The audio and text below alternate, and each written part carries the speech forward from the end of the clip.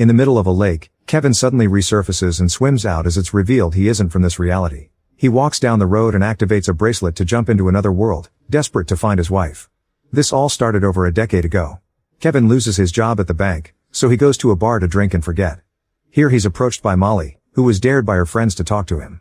It starts as a prank, but the two quickly hit it off and start dating, eventually getting married and having a child.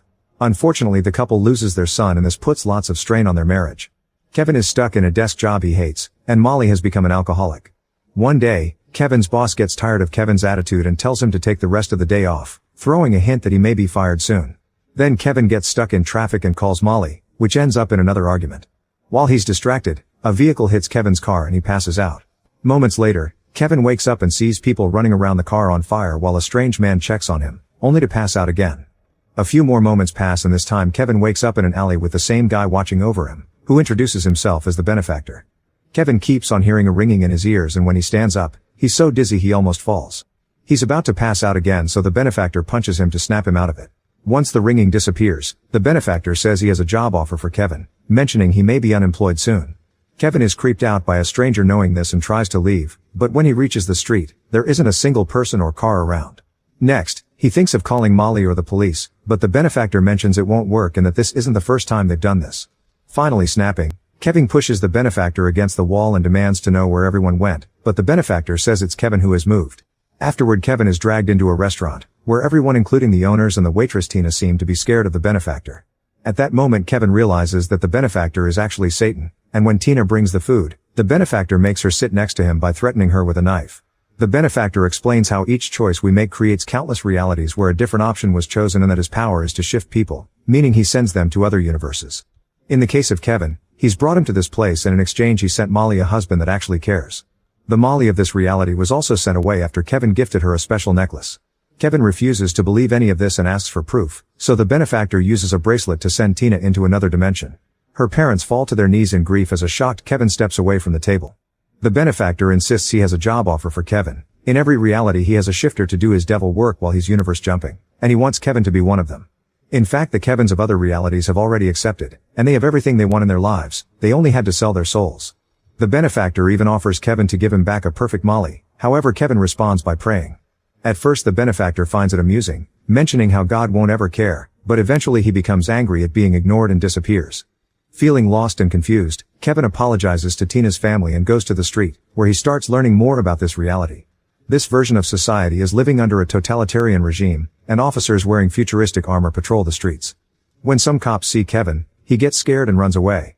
Time starts to pass and Kevin has to adapt to this new society and learn its history. War and hate took over this society to the point of almost destroying the world. One day the shifters showed up, working in secret to get rid of anyone they considered problematic, like politicians, pastors, and soldiers. Millions of people disappeared and peace was restored until the benefactor came to this world as well, and the few remaining leaders gave him control. Now this world has no hope and no faith, also religion is illegal. It's been 5 years since Kevin was brought here. He's perpetually sick and known as the Kevin who refused, so he uses a fake name to work for a construction company. His only friend is Gabriel, who knows the truth about him. Kevin writes any Bible passages he can remember on a typewriter and distributes them through Gabriel in secret as a way to rebel against the no-praying law. In his free time, Kevin likes to help as many people as possible, wanting to make a better place out of this depressing city. Most of the world is destroyed by war and most people are poor, while the benefactor's secret police rules the streets with brutality. By wandering around the city being kind, Kevin gets to see the little beautiful moments that remind him of Molly and keep up his faith in God. Unfortunately, sometimes those memories transform into nightmares that show him losing Molly and his son over and over. Kevin also likes to visit the theater to experience something called Vika viewing, which is a live feed showing the viewer alternate realities. The owner of the theater is Russo, who has been looking for his lost cat for 4 years. There's a chair in front of the screen, and Kevin sits with a remote control that allows them to change the reality he's seeing. His goal is to find where the benefactor has sent Molly. Most of the time he only gets to see how brutal other realities also are, but one afternoon, Kevin gets emotional when he finally sees Molly again. In that world, she's a single mother working as a nurse. Crying, Kevin tries to touch the screen, but the recording goes off, so he has to step back and respect the boundaries. Soon his time is over and he rushes to Russo to ask for more, but his schedule is fully booked, so Russo tells him to come back in a few days. On his way back home, Kevin sees lots of people protesting at the bridge because the cops won't allow anyone to cross into the south end. It turns out that the area has been scheduled for demolition, meaning many citizens will lose their homes. Suddenly a man jumps over the barrier and past the cops to reach the middle of the bridge where he suddenly disappears, meaning he was a shifter. The crowd begins panicking and pushing back against the cops, causing the officers to throw gas bombs and open fire to get them all to leave. As everyone runs away, Kevin is cornered by a cop who almost shoots him, but Gabriel drags him away just in time. The duo hides inside an old factory and Gabriel tells Kevin that God has abandoned them. Afterward, Kevin goes to the grocery store and while waiting in line, he sees a kid walk away from his mother. He immediately goes after him, but when he walks around the shelves the kid is gone, which triggers awful memories of the time he and Molly lost their son in the supermarket. Thankfully the boy appears again next to his mother, but Kevin can't help scolding the mother for not noticing the kid was gone. Everyone in the store looks at him as if he was crazy, so Kevin panics and runs away. As he runs through the streets, Kevin thinks again about the time he lost his son. He and Molly turned around for 2 seconds to say hello to some friends, and that was enough for their kid to disappear. They looked for him all over the building to no avail. Sometime later, the police informed the couple that they found the child's backpack but not him, so it was safe to assume he was dead. Afterward, Molly and Kevin fought all the time. Molly also drank a lot while Kevin escaped to a support group. One day he tried gifting Molly a necklace that said he lives as a symbol of hope, but Molly found it distasteful. She wanted Kevin to grieve with her and move on, but Kevin still thought there was a chance they could find their son. The ensuing argument caused them to separate. In the present, Kevin is grabbing some alcohol from a trash can when he's seen by his neighbor Rajit, who invites him to have dinner with his family. Kevin is having a very nice evening when suddenly Rajit reveals he knows Kevin's real name because he overheard Gabriel say it. Rajit also knows Kevin has been sharing Bible verses, so to thank him, he makes his girl sing a sweet little tune. Kevin is so touched by this ray of hope that he cries, and when Rajit asks him to teach the girls, Kevin immediately agrees. That evening, Kevin shares as many stories from the Bible as he can remember. After he's done, Rajit notices Kevin has a tattoo, and Kevin explains it represents an empty tomb. It happens to match the design of Molly's necklace. At that moment a siren begins echoing through the city and people on the streets run to hide. Kevin and Rajit's family check the TV to watch an emergency broadcast announcing that the benefactor has returned. The mayor reminds the citizens that if the benefactor needs them for anything, they need to cooperate or the punishment will be death. Sometime later, Kevin returns to the theater and begins looking at the Mollys from different universes until he finds one wearing the necklace, meaning that's the one from his world who got shifted. An excited Kevin rushes to the control room to celebrate and ask for that universe's address code, and when Russo says he can't give it to him, Kevin gets rather aggressive. Russo immediately scolds him and explains he lost the connection when Kevin got off the chair, so he doesn't have the code. Kevin wants to try again, yet Russo refuses, saying that even if they manage to find the same Molly, which could take hours, the address is pointless if Kevin doesn't have the special bracelet, also known as Deviator.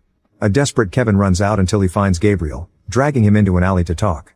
Kevin wants Gabriel to get him a gun so he can go after the benefactor, but Gabriel reminds him weapons are illegal and trying to kill the devil is crazy.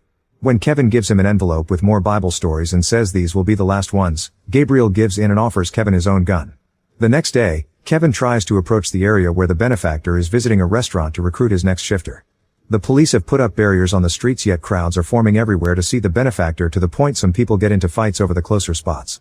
While the cops are busy dealing with those fights, Kevin sneaks around and runs into the restaurant to catch the benefactor.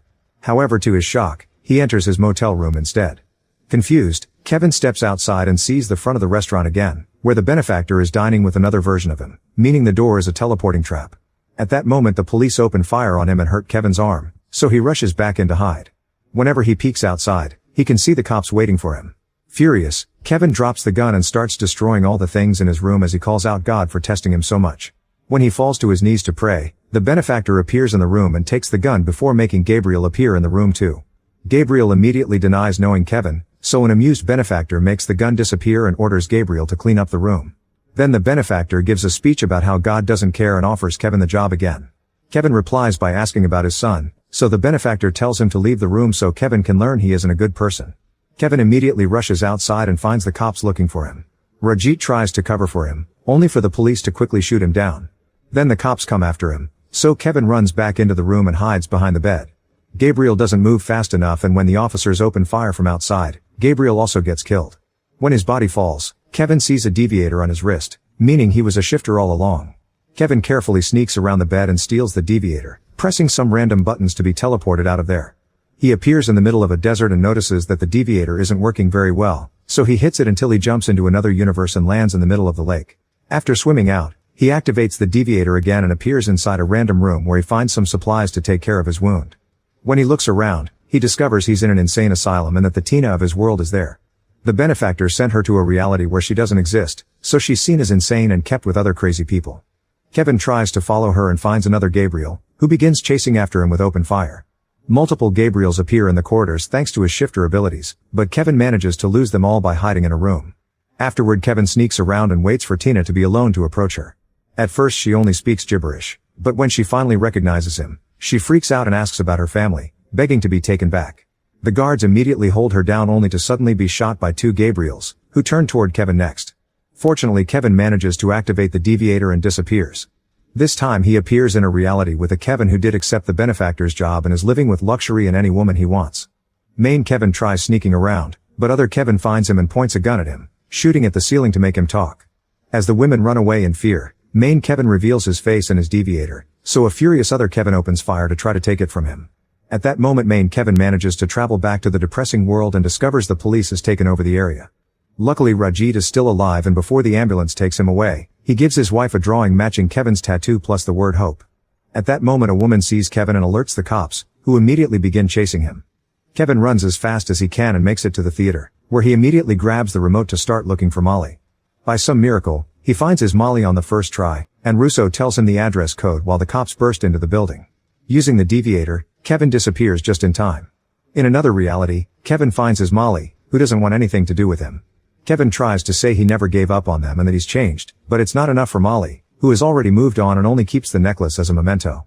Suddenly someone drags Kevin away by the shoulder. It's the benefactor, who brings Kevin back to the theater. Another Gabriel shoots his deviator and the benefactor brings over Tina before admitting he did shift Kevin's son, causing a furious Kevin to try to attack him. The cops immediately hold him down and the benefactor makes a final offer. Kevin must choose between going back to Molly for good or sending Tina back to her family. As Kevin hesitates, Russo is shocked to finally find his cat again, which is the sign of hope Kevin has been waiting for from God. He chooses to send Tina back to her family, and as she reunites with her loved ones, the benefactor takes Gabriel's gun to try to shoot Kevin. At that moment, a miracle blesses Kevin for his choice and sends him to the reality where Molly is a single mother and nurse. Since he's been healed up and his ring is missing, Kevin approaches this Molly in the bar like the other her did to him the first time, and they immediately hit it off. They soon start dating and Kevin starts a new life here, saying it's not his world but it is his home. Eventually he marries this Molly and he becomes a father to her daughter. They also have a child of their own. Kevin is so happy with this new family that he believes God rewarded him with the double of what he lost.